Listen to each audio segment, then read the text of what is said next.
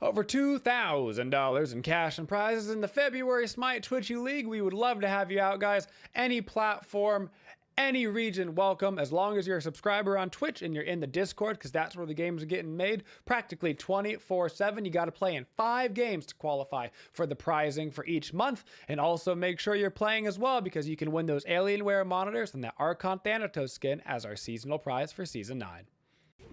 Hello, everybody, and welcome to your Anubis Season 9 guide. So Anubis in kind of a weird spot right now, mostly because he is a god that really likes Lifesteal, and it's not particularly a Lifesteal meta, so there is kind of a Lifesteal flat pen adjacent build that we can work with on Gooby. We are going to grab actually 2 mana pots on Gooby because his sustain is typically not his biggest issue. So we are going to be starting off with that Vampiric Shroud, the tier 1 for our penetration, and then we'll grab a health pot, 2 mana pots, and we will grab against this composition, we're going to have to get seemingly our 3 now at level 1 instead of our 1, because it's not safe to walk up to the wave like it used to be back in the old days, because you can just sit there and get ganked by their jungler and they will smash you. Just like you can smash that like button, of course, on YouTube, guys. Leave a comment down below. Make sure you've got that bell rung for notifications. And of course, make sure you're subscribed. Great way to help the Twitchiest community and support the God Guides. So because that jungler is going to be there with us on the pathing in the mid lane, we want to make sure we don't have that one at level 1, because if we have to walk directly up to a wave, there's a good chance that we die before we basically ever get there, which is too spooky. 3 me. They're actually missing somebody. I'm going to call the enemy missing because I don't know where they be at right now. They have done some sort of funky start because their jungler is actually not with them. But I can just go back. One of the nice things about Gooby is he's actually really good at just kind of walking back and doing farm by himself. For our level order on Gooby, his is pretty easy to remember. You're going to get your 3 at level 1, then you're going to get your 1 at level 2, and your 2 at level 3. So you can have that stun combo. As far as maxing out these abilities, we're going to be maxing out our ultimate first, then our 3, then our 1, and then our 2.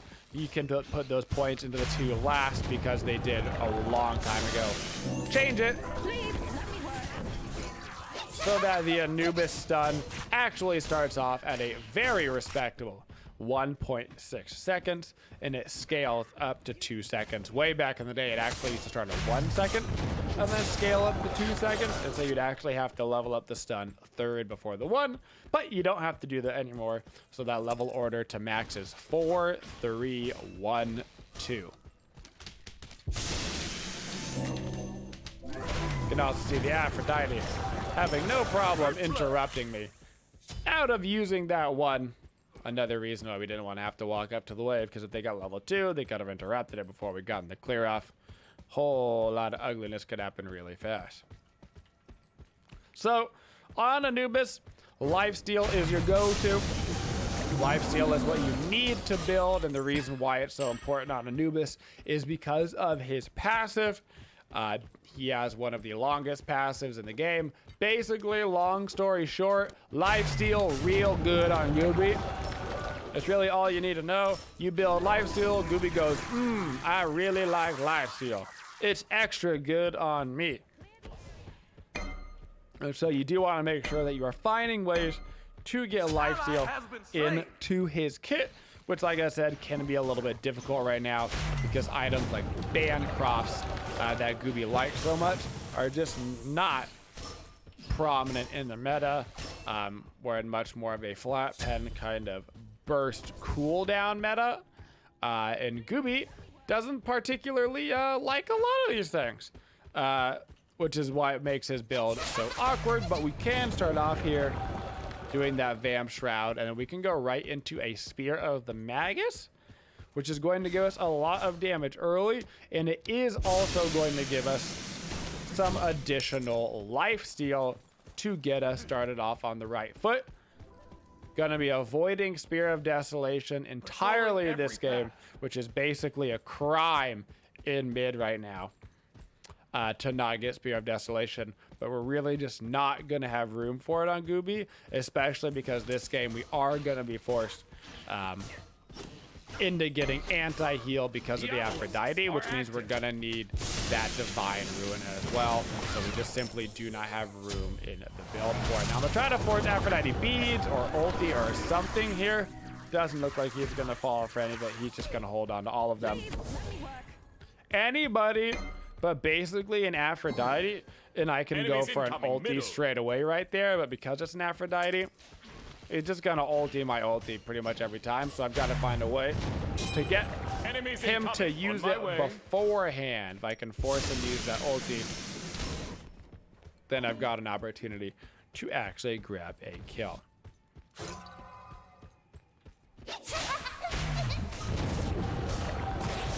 For our god matchups on the old Goobser, there's a couple of things we don't like going against. Step one, any gods that have built-in anti-healing. You're talking about your Cerberuses of the world, your Chang'as. Chang'a is actually a problem for multiple reasons, but anybody with built-in anti-heal, because as we talked about, Gooby is very dependent on lifesteal in his builds, which means that somebody like a Chang'a, somebody like a Cerberus, that doesn't even have to necessarily build anti-heal, immediately going to be a problem for you because they're already countering your build that you're inevitably going to have to go to get utilization out of the Gooby passive and make you a worthwhile pick.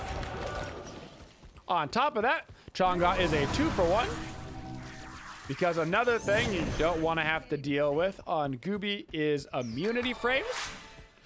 This makes Aphrodite a little bit annoying for us because what is her ultimate if not just one giant immunity frame? But it'll actually be okay because we should be able to force him to have to use some stuff, and then I'll be able to kill him through the wall. You can see I was waiting for her ultimate to be down. Once her ultimate was down because of the good usage of abilities from Basta and Ganesh, bada bing, bada boom, we have ourselves a pretty easy kill there because she can't jump away or anything from her ulti. So Chang'a having that avoidance, that is a problem for us on Gooby. The Robin avoidance, Chang'a, anybody that can have that quick immunity frame, because Gooby's entire combo, his entire combo is based around landing his 2, and it's a pretty long cooldown. It starts at 16 seconds, which means that their immunity frame is probably going to come back up. So if they can immunity frame your stun every single time, then you never get to land your combo on them. So the game gets real dull real fast when you can do that. To the rescue. And finally on Gooby, we don't like walls. We don't like walls because we don't have a leap. We don't even have a movement ability at all. Very risky pick on the Gooby. I would not recommend him in this current meta because of the aforementioned reliance on a lifesteal build in a meta that does not particularly favor it, and also the mid lane tends to be a very high action packed lane, very dangerous, and he does not have a way, does not have a getaway skill to help him out in a lot of these scenarios. For our next item, we're going to be grabbing that Divine Ruin. This Divine Ruin is not necessarily an item I would get every single game on Gooby, but because they do have an Aphrodite, I have to go in and get that anti-heal. Otherwise, I'm basically trolling. Divine Ruin, luckily, very good item right now. Pretty much always a good time to build Divine Ruin. Lots of power, lots of flat pen. They made it a very enticing item, which is great. So you can, yell at your mid laners when they don't buy it, when you need anti-heal, because it is just from a stat standpoint, solid item all around. More solid than it's ever been in the history of Smite, actually.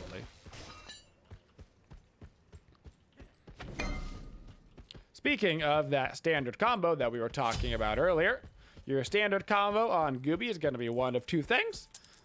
Both of them start with using your 2. So you throw out that 2, you try to land the stun. Congratulations, you land the stun. You follow up with your 3. That way they are stunned in the middle of your damage over time and they are slowed. And then you either follow up with the 1 or the ultimate. So that would be 2, bam, you hit him with the stun, you throw down the 3, and then if you feel like you need the ulti to kill them, go for the ulti. If you think you can just grab the kill with the 1, go ahead and use the 1 afterwards. It's also another reason why you level up the 3 to max first on Gooby, because you can have that 3 damage proccing as well as your ultimate. You can't have your 1 and your ulti damage going at the same time because they are both those channeled effects that require you to keep on using them. Now, Afro is coming over. See if I can try to force an active on her. There we go. We forced her beads. Fantastic. Aphrodite has used her beads and her ultimate right there. Not going to follow up with the ulti just quite yet. But if he moves too much more farther forward like that, I am going to go for it. Between me and the Ganesh, we're able to pick up that kill, pop my beads. I'm going to start channeling onto the Mercury. Not quite going to have enough damage in Lifesteal to finish it off, but we're going to get some nice rotations there to help us out. Now I'm going to grab that Divine Ruin so we get that anti-heal online for the Aphrodite. And then we're going to move directly into a Typhon's Fang. So this Typhon's Fang is going to give us additional lifesteal and also start to give us some percentage pen. Typhon's Fang, probably the single best item in the game for Gooby because of the way that Typhon's Fang likes lifesteal. His passive likes lifesteal. So you're basically getting a double Ayun effect on the liking of lifesteal. Grab some wards for myself around mid as well since I'm so susceptible to ganks. And when we level up the Vampiric Shroud at the end of the game into the Sacrificial Shroud, we'll have 15% from this. We'll have the 10%, 12% magical lifesteal from our Spear of the Magus. And then, of course, we will also have the 15% from Typhon's Fang. All of that additively going up for the extra power, all the extra bonuses you get in Typhon's Fang. And it'll be a lot of lifesteal, even though there is no ban cross and it's only 3 lifesteal items. We'll still get a lot of good efficiency out of it on the Anubis.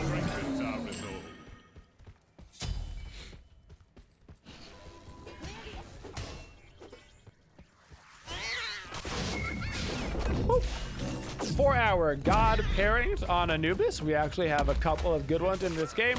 Really what you're looking for on Anubis is one of 2 things. You're looking for a god that can help set you up. Gooby provides a lot of damage, but it takes him just a little bit of time, and he prefers the target to be standing still so that he can get the most damage out of all of his ticks.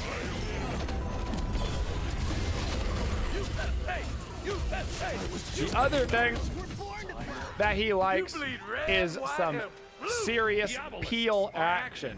So Ganesh is actually a fantastic 2-for-1 deal for the Anubis. He's got great peel potential on him. He's got great setup potential. Sometimes with even the same ability with Ganesh's 3, his ability to grab the target off of me or set up and hold them still for my ulti is fantastic. He can set up as well with his ultimate, use the pillar and a body block so it makes it easier to hit my stun.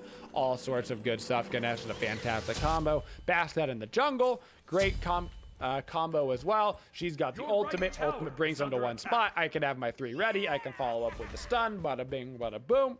So you're looking for setup and you're looking for peel. And you should know when you're playing Gooby, particularly right now here in Season 9, you're gonna die. It's okay. This isn't Yanis, right? This isn't Safety McSafety God. This is Gooby. You're going to die, but you're also going to do a lot of damage. And so your goal on Gooby is a lot like Zeus.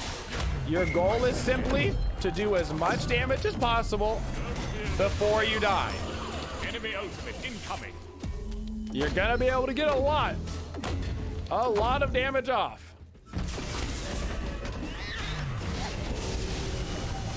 But you are also probably going to die. So just do your best. Get off as many rotations as you can. That doesn't mean play dumb. Doesn't mean play dumb. But you're inevitably going to die on Gooby. He is a very inherently unsafe god. Now, what is something that Gooby actually does thrive at? He thrives at doing objectives and killing the Titan. So the Gold Fury in the Fire Giant and the Pyromancer. Anubis. You okay there, Smite? Anubis wrecks them. Deletes them off the planet. Super good at burning objectives.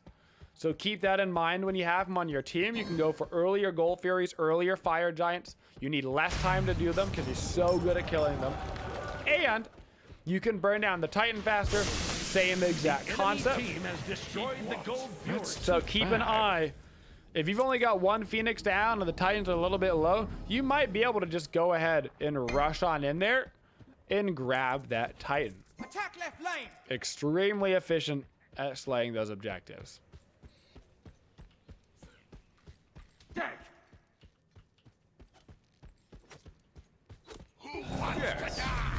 He's just gonna go right back over to the mid lane probably with his ulti, I'd imagine. He sure is. Right now we're just kind of wandering around trying to get enough gold for that Typhon's Fang. Once we get the Typhon's Fang finished, will be a lot harder to kill. We also might be forcing the enemy to build anti-heal. We'll see. They've got a Shadow Steel on the Churn of Bog. Not a ton. Not a ton of anti-heal yet, which is good for us. Less anti-heal they buy, the harder that I'm going to be to kill once I get this Typhon's Fang online. For your actives on Gooby, pretty much always just going to be Beads and Aegis. If you're getting cheeky, if you got a big lead in the early game for whatever reason, you can get that second active to be a Blink, and then you can go for the Blink 2 combo on Gooby. Get right up in their business. I'm about to get, speaking of right up into business, I'm about to get right up in my business on a Mercury.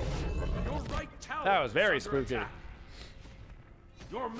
And now we got ourselves that Typhus Fang, get another Sentry Ward out as well. Yeah, so they are going to have a little bit of anti-heal on the ganks with the Mercury. Not super embracing the anti-heal anywhere else, though. So we actually might have, okay, they got Divine Rune on the Aphrodite. So the early mid-game fights are going to be... Be careful, middle. These mid-fights are going to be a little hard for us because they got on the two guys that we're going to be encountering the most. But a little bit later on in the game, if the rest of them don't get anti-heal, we might be able to get away with some... Your left tower is under attack. Some extra ability rotations before we go down. So on Gooby in these mid-game team fights, if we could keep a wall between us and the enemy, that would be preferential. Our 2 does not go through a wall, but everything else actually will. Your 1 is kind of cheeky with going through the wall because it's so short range, but it actually does go through the wall and do the damage. Enemies incoming left. And then your 3 and your ultimate go through those walls. No problem. You can throw them right on over. And so while we won't be able to land our stun, obviously, through a wall, if we can get like a Ganesh set up across a wall and we can use the wall for safety, then we can just throw our 3 and our ultimate right over it and just make ourselves a little bit less likely to die during the engagement. Also, if you're playing Anubis, much like if you're playing Zeus, you can suspect that you're probably going to be the target focus. So that's just one of those things to expect. They know you're going to be easier to kill, so expect them to be kind of heading towards you. As you can see, I'm making a whole lot of friends right now. Chances are that I'm going to die in the fight. But I got all of my damage numbers off at first. We make it a 1-for-4 trade. That's fantastic for our team. We're going to get split pushing going over in the left. And we're going to get a T2. We got a fight going on in mid, so we might grab a Gilgamesh off of this as well. Beneficial fight for us as a whole. Just not going to have a sexy KDA. It's just the nature of Gooby. For our next item, we have some options. I personally like to get the Rod of Tahuti on Anubis. Just helps you get that last little bit of damage when your target does fall below 50% health. Helps burst them down just a little bit faster so you can grab that kill. Also, of course, if you're doing extra damage to the target, it also means you're life stealing a little bit extra as well. So it factors in pretty well with the Gooby. And it's also going to bring us up to 20% penetration on top of our 30 flat.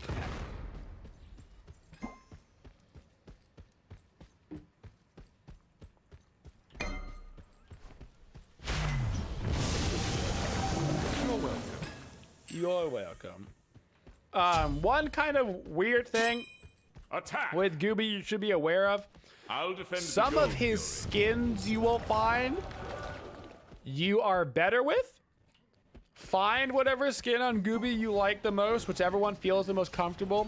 He has a lot of skins that are really big, and they can kind of get screwy with his camera angles, particularly on the ulti.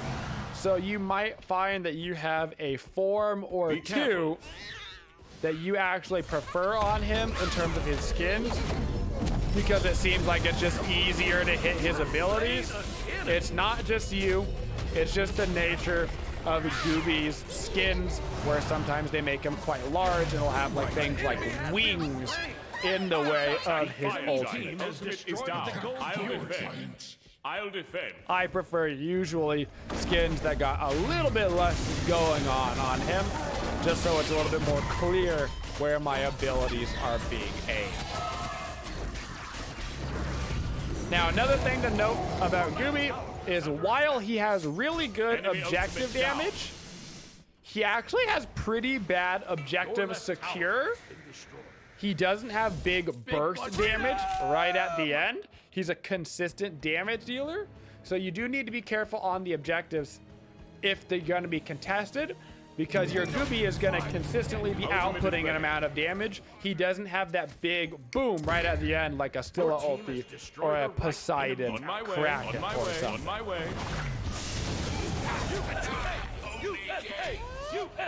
But now we're kind of... All right. You go first. Go ahead. Okay. But you can see how much damage we are doing on the Gooby right now. Damage is not our problem. I'm gonna grab myself this red buff, start heading down the mid lane, and then next up we'll get that sacrificial shroud. Our abilities will do some damage to us. It honestly isn't relevant because on Goobus, you're either at 100% HP or you're at 0 Ultimate is HP. There's down. basically no in between because of the life steal. So you don't have to worry about it. Middle enemy tower. Keep watch.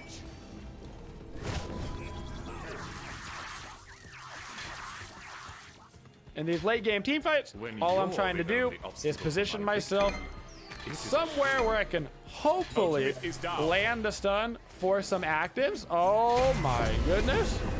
That was a great Bastetto. It looked like it forced Apollo beats. Aphrodite beats. But I don't want to be too close that I'm getting like pulled by Atlas and stuff. So very careful on the positioning. It's a bit of a dance back and forth. Gonna try to stun Atlas right there. I am gonna get the stun off. I'm inside that tower range, so it looks like I'm probably gonna die, so I'm just gonna try to kill as many people as I can before I die. But actually, they line up perfectly for my ultimate, and not only are we gonna be able to grab those kills, it looks like we're also gonna be able to grab the Titan as well.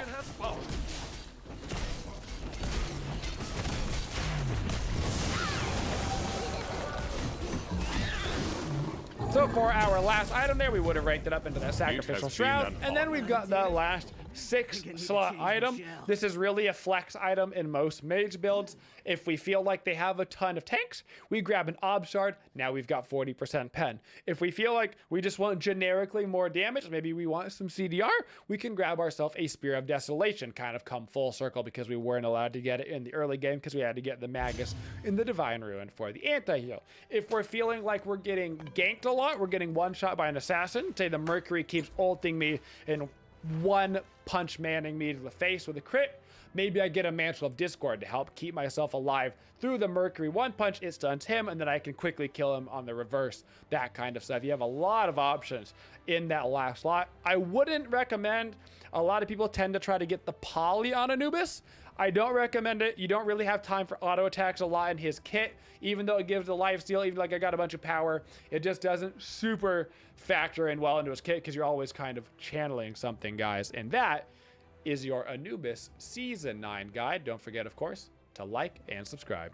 Thank you for supporting the Twitchiest community. If you'd like to see more videos, make sure you subscribe to the channel and always hit that bell for notifications so you don't miss any of the upcoming videos. Thank you for all your support and have a twitching day, y'all.